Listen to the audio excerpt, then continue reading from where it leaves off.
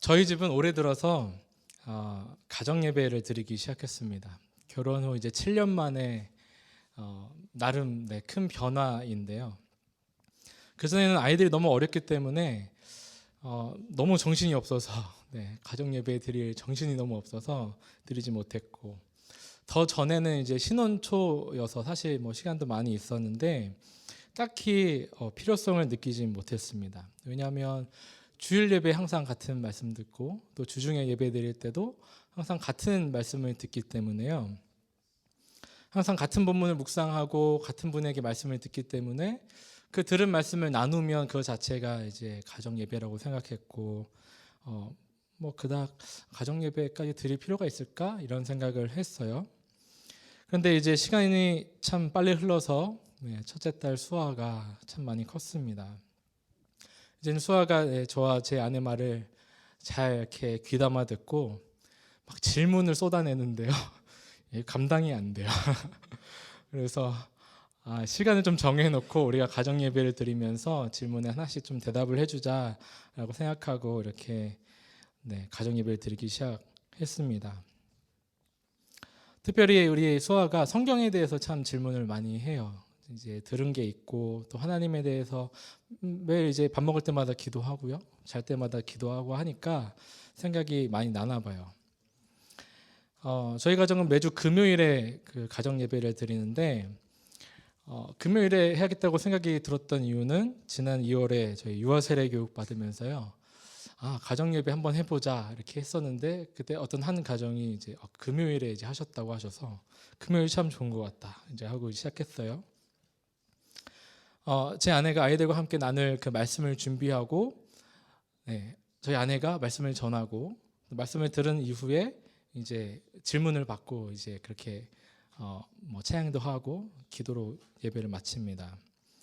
지난 금요일에는요, 저희 아내가 노아의 방주 이야기를 이제 들려줬나 봐요. 왜냐하면 어제 저희 청년들과 함께 노아의 방주 이제 견학을 가는데 가기 앞서서 이제 예습을 한 거죠. 이제 질문이 분명히 있을 텐데 한번 예습을 하고 또 어떤 질문이 있는지 또 가서 보여주려고 이렇게 진행을 했던 것 같아요. 말씀을 다 나눈 다음에 이제 질문하는 시간이었는데 수아가 이런 질문을 했습니다. 그런데 왜 하나님은 심판하세요? 심판 너무 무서운데 심판 안 하시면 좋겠어요. 이렇게 얘기를 하는 거예요. 심판이 무섭다는 걸 아는 거죠. 그러게요. 왜 하나님이 심판하실까요? 여러분은 아이의 이 질문에 어떻게 대답하시겠어요? 왜 하나님이 심판하시죠? 왜 하나님은 그렇게 무서운 형벌로 사람을 죽이셨을까요? 성경의 이야기뿐만 아니라 사실 우리 인생에서도 마찬가지죠. 왜 하나님은 우리에게 어려운 상황들, 힘든 일들을 만나게 하실까요? 왜 하나님은 우리를 사랑하신다고 하면서 왜 벌을 내리실까요? 왜 이러실까요? 진짜 하나님은. 오늘 설교 제목인데요. 왜 이러실까요? 성경 읽어가다 보면 하나님이 왜 이렇게 하셨을까 참 이해가 안 되는 부분들이 참 많습니다. 오늘 함께 읽은 말씀들도 바로 그런 말씀 중에 하나인데 창세기와 요한복음의 내용 한번 이렇게 읽어보시면 잘 아시는 말씀이세요. 창세기의 말씀은 하나님께서 그 노아의 가족만 남기시고 모든 인류를 물로 한 번에 쓸어버리시는 그러한 내용입니다. 심판의 말씀이죠. 요한복음은 예수님의 그 친구 나사로가 죽었어요. 그 나사로의 무덤 앞에서 너무 슬퍼하시면서 눈물을 흘리시면서 우리에게 위로의 말씀을 전해주시는 그런 모습을 보이고 있습니다. 하나님은 온 인류를 쓸어버리실 때는 눈 하나 깜짝 안 하시는 정말 무서운 하나님이신 것 같아요. 그런데 다른 한편에서는 한 사람이 죽은 것 때문에 너무 안타까워하시는 그 예수님의 그 마음, 예수님의 사랑을 보는 것 같아서 왜 이렇게 표현하실까? 왜 이렇게 적어 놓으셨을까라는 생각을 하게 됩니다. 우리가 믿는 하나님 어떤 하나님이세요? 분명 살아계신 하나님이세요. 삼위일체 하나님이신데 오직 유일한 여호와 하나님이신데 왜 어떤 때는 이렇게 하시고 어떤 때는 이렇게 하시나 너무 궁금하더라고요. 하나님이 이중인격을 가지신 분은 아니실 거잖아요. 그럼 누구에게 해답이 있을까요? 하나님이 문제가 아니라면 우리가 보는 시각을 좀 바꿀 필요가 있겠다라는 생각을 합니다. 보통 이 정도까지 오면요, 저희는 두 가지 반응을 하게 돼요. 하나의 반응은 뭐냐면 이렇습니다. 하나님 마음대로 하겠다는데 뭐 어떡하겠어, 이런 반응이 나와요. 아니, 하나님이 이미 하셨다는데, 그렇게 하셨다는데 우리가 뭐 더 할 수 있는 게 없잖아. 이미 일어난 일인데 우리가 뭘 더 할 수 있겠어? 라는 반응이요. 또 다른 하나의 반응은 난 도저히 이해가 안 돼. 이해가 안 돼. 하나님은 왜 이랬다가 저랬다가, 왜 이럴 땐 왜 이렇게 했다가 저럴 땐 저렇게 했다가, 왜 사람들을 이렇게 많이 죽이면서 그렇게 심한 고통을 주면서 죽였는데 왜 사랑의 하나님이신 거지? 난 도저히 못 믿겠어. 이해가 안 돼. 하고 떠나버리죠. 자, 여러분 어떠세요? 혹시 이해가 안 되더라도 그냥 믿음으로 넘어가고 계신가요? 난 믿음이 좋아서 뭐 하나님이 다 하셨으니까 이렇게 넘어가고 계신가요? 아니면 정말 도저히 이해가 안 돼서 도망가고 싶지는 않으신가요? 저는 오늘 말씀을 통해서 우리 모두가 하나님을 좀 더 깊게 만날 수 있기를 바랍니다. 한번 하나님을 좀 더 이해하려는 그런 마음을 가지셨으면 좋겠어요.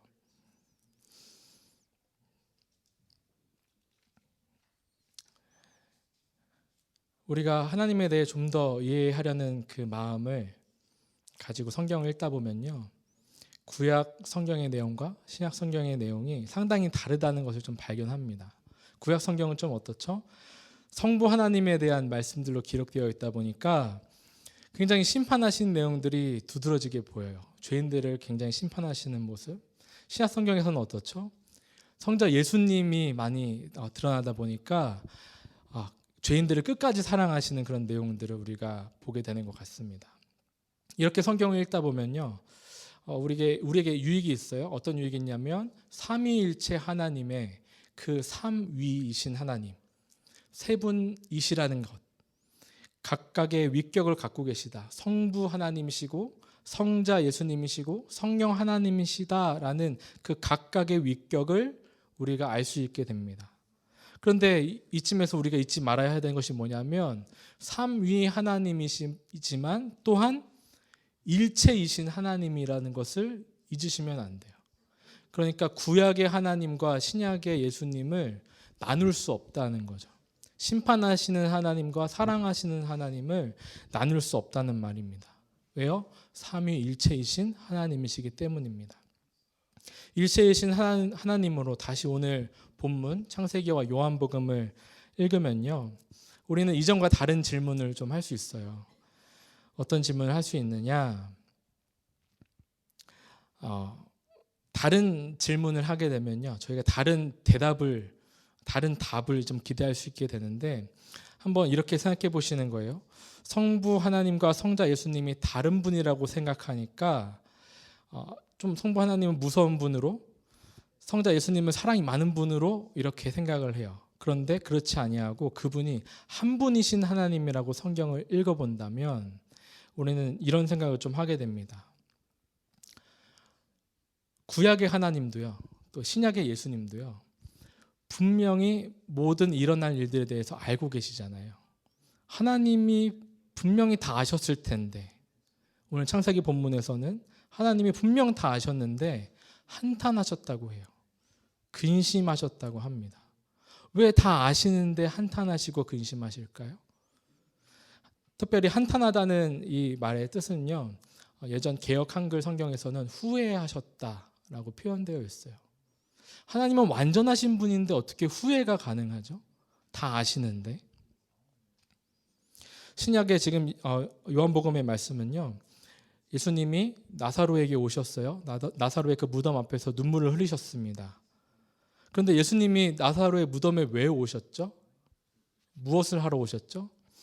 나사로를 살리시기 위해 오셨잖아요. 분명히 나사로가 잠시 후면 다시 살아날 것을 예수님은 아세요. 그런데 왜 비통해 하시면서 눈물을 흘리셨을까요? 왜 그러셨을까요? 하나님은 분명히 다 아셨을 텐데 왜 굳이 이렇게 자신의 감정을 성경에 기록하셨을까요? 이런 감정을 드러내시면서 오히려 오해를 받으실 수 있잖아요. 오해를 받으실 수 있잖아요. 나 너무 열받아서 너희 다 쓸어버릴 거야. 뭐 이렇게 해석이 가능할 텐데 하나님이 그렇게 감정에 치우치시는 분이 아닐 텐데 왜 하나님의 감정이 이 성경에 기록되어 있느냐라는 말입니다. 저는 이 부분이 우리가 하나님을 알아가는 데 있어서 정말 중요한 부분이라고 생각합니다. 정말 중요한 부분이라고 생각해요. 우리는 하나님을 어떻게 알게 되죠? 오직 하나님의 말씀을 통해서 알게 됩니다. 하나님의 말씀을 통해서 알게 돼요. 하나님께서 우리에게 말씀을 통해서 알려주시는 것까지만 우리는 알 수 있어요. 자, 말씀을 통해 우리가 아는 것이 무엇이죠? 천지 만물을 창조하신 위대하신 하나님, 전능하신 하나님을 우리는 알게 됩니다. 또 우리는 말씀을 통해서 무엇을 알게 됩니까? 우리가 죄로 인해 타락하게 되었고 우리는 이 죄로부터 그 죽음에 이르게 되었다는 것을 알게 됩니다. 우리는 또 말씀을 통해서 하나님이 우리를 사랑하셔서 예수님을 우리에게 보내셨다는 것을 알 수 있죠. 그리고 우리의 그 구원을 위해서 예수님이 죽으셨고 또 우리를 부활의 몸으로 우리를 살리시기 위해서 예수님이 부활하셨다는 것을 이 말씀을 통해 알게 됩니다. 우리는 이 하나님의 말씀을 통해서 하나님이 어떤 일을 하셨는가, 우리를 위해 하신 일이 무엇인가를 알게 되죠. 그런데 하나님은요, 우리를 위해 하신 일들뿐만 아니라 오늘 말씀에서 보듯이 하나님의 그 감정, 하나님 자신의 그 깊은 그 마음의 감정까지도 성경에 기록해 두셨어요. 누구를 위한 것일까요? 하나님을 위한 것일까요? 그렇게 감정을 드러내는 것이요? 감정을 기록하는 것이요? 아니죠. 우리를 위해서 기록해 두신 거예요. 하나님의 마음을 알아달라라는 것처럼 우리가 느껴질 수 있습니다. 저는 하나님이 우리에게 그러한 마음의 공감을 요청하신다라고 믿어요. 에이, 목사님, 우리가 어떻게 하나님의 감정에 공감해요? 이렇게 생각하실 수 있어요. 에이, 우리가 하나님도 아니고 어떻게 그게 가능해요? 어떻게 가능하죠? 어떻게 가능할까요? 네, 하나님 말씀에 하나님의 감정이 드러나 있고 쓰여 있기 때문에 하나님의 그 감정으로 읽는다면 우리가 그 감정을 공감할 수 있습니다. 그러나 공감하는 것 쉽나요? 굉장히 어려운 일이죠. 힘든 일입니다. 많은 노력이 필요해요. 저는 최근에 그 한국의 뇌과학을 연구하시는 분의 그 이야기를 통해서 이 공감에 대해서 좀 더 생각을 하게 되었는데요. 우리의 이 뇌가 참 게으르다고 해요. 굉장히 게으르대요. 어떻게 하면 작은 에너지로, 최소한의 에너지로 움직이게 할까를 생각한대요. 그러니까 뭐든지 최적화시키려고 노력을 한다는 거예요. 에너지를 덜 쓰기 위해서. 그래서 뇌는 어떻게 일하냐면 계속해서 반복되는 일을 습관으로 만들어서 최적화시키는 거예요. 에너지를 덜 사용하려고요. 그런데 이 공감은요, 굉장히 많은 에너지를 소모한다고 합니다. 다시 말해서 우리 뇌가 정말 싫어하는 일이 공감이라는 거예요.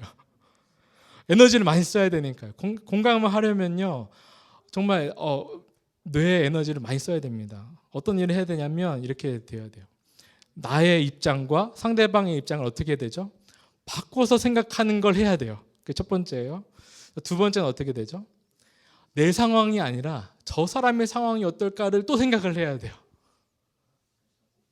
거기에 더해지는 게 뭐냐면 내 감정이 아니라 저 사람이 어떻게 느낄까를 생각하고 거기에 내 감정이 움직여야 공감이에요. 그렇게 되려면 얼마나 많은 에너지가 필요할까요?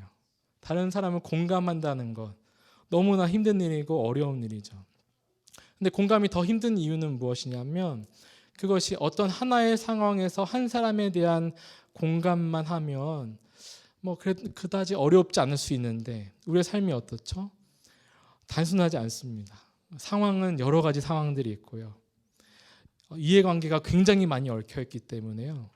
한 사람이 아니라 여러 사람과 관계를 하고 있기 때문에 공감을 한다는 것이 참 어렵습니다. 다시 말해서 에너지를 상당히 많이 사용해야만 한다는 일이죠. 하고 싶을까요? 안 하고 싶을까요? 나는 하고 싶어도 내 뇌는 별로 안 하고 싶어 한다. 에너지를 쓰고 싶지 않아 한다는 거예요. 그런데 이 뇌가 아까도 말씀드렸지만 계속 반복해서 사용하다 보면, 반복해서 그 일을 하다 보면 습관으로 넘어가는 영역이 생기는 거예요. 내가 공감을 해야지 노력해야지 하면 그 공감이 점점 커지고 더 잘할 수 있게 된다는 것이죠. 자, 너무 힘든 공감인데 왜 우리가 이 공감하는 일을 해야 할까요? 왜 해야 되죠? 왜 다른 사람을 공감해야 될까요? 나는 공감만 받고 싶은데 왜 그럴까요? 네, 공감이 있는 곳에 사랑이 있기 때문입니다. 공감하는 곳에 사랑이 있기 때문이에요. 이번 주에 아내가 저에게 건넨 그 한마디가 저에게 굉장히 위로가 되면서 공감대가 갑자기 확 생겼어요. 무엇이었냐면 그냥 한마디였어요. 여보, 설교 준비 많이 힘들겠어요 라고 제 입장에서 얘기를 해주는데 맞아, 힘들어 하는 순간 공감대가 확 이렇게 생기더라고요. 네, 지난 몇 주 전에 한 집사님 가정에서 저희 초대해 주셔가지고 맛있는 음식을 많이 먹었습니다. 정말 진수성찬을 차려주시고 이렇게 대화하면서 먹게 되었는데 참 공감하는 시간이었어요. 어떤 시간이었냐면 이 집사님 가정이 그동안 걸어오셨던 그 길들, 유학 시절부터 해서 지금에 이르기까지 그런 어려움들에 대해서 이렇게 나눠주시는데 그 말씀이 저에게는 굉장한 위로로 다가왔어요. 저도 유학생으로 와서 지금 이렇게 가고 있는데 저분도 나와 같은 상황이 있으셨구나. 그러면서 건네신 한마디, 목사님도 쉽지 않으시죠? 목사님 쉽지 않으시죠? 이렇게 말씀해 주시는데 너무 공감이 되는 거예요. 사랑이 이렇게 생기는 것을 경험했습니다. 하나님께서 왜 우리에게 공감을 요청하실까요? 왜 공감하기를 우리에게 원해 하실까요? 왜 자신의 감정을 드러내시면서 그렇게 하실까요? 우리에게 알려주고 싶으신 것이 있기 때문이겠죠. 말씀에 기록하셨다는 것은 우리에게 알려주고 싶으신 것이 있으시기 때문입니다. 우리가 하나님을 공감하려고 하나님께 다가가면요, 어떤 일이 일어나죠? 나는 하나님이 왜 그러셨는지 잘 모르겠어. 하나님 왜 이러지? 근데 그 상황 가운데 하나님이 이래서 분노하셨구나, 하나님이 이래서 눈물을 흘리셨구나 라고 했을 때 그 안에 공감이 형성되면서 하나님 아버지의 마음을 내가 좀 더 알게 되고요, 하나님 아버지의 마음을 이해하게 됩니다. 하나님의 그 말씀이 육신이 되어서 이 땅에 오셨죠. 하나님의 말씀이 육신이 되어 오셨어요. 단지 그냥 언어로만 존재하시던 것이 아니라, 하나님의 감정으로만 존재하시던 것이 아니라 그분이 우리처럼 육신을 입고 이 땅에 오셨습니다. 예수님께서 오셨어요. 왜 오셨죠? 예수님이 우리에게 왜 오셨습니까? 우리를 공감하시기 때문이죠. 우리를 공감하셨기 때문입니다. 우리의 상황이 너무 힘들고 우리가 죄로 인해 죽을 수밖에 없고 이대로 두었다가는 그 지옥에 떨어질 것이 분명하기 때문에 우리를 공감하셔서 우리를 구원하시기 위해 이 땅에 오셨습니다. 성경의 많은 곳에서 하나님은 하나님의 감정을 표출하세요. 어떤 때 분노하시고 어떤 때 심판하기로 결정하시냐면 우리가 너무 죄 가운데 빠져 있을 때, 우리가 하나님을 잊어버리고 하나님의 뜻을 잊어버리고 너무 죄악 가운데 있을 때 하나님이 찾아오셔서 경고하시고 분노하시죠. 근데 하나님께서는 또 언제 우리를 위해 눈물을 흘리시나요? 우리 예수님은 언제 우리를 위해서 눈물을 흘리셨어요?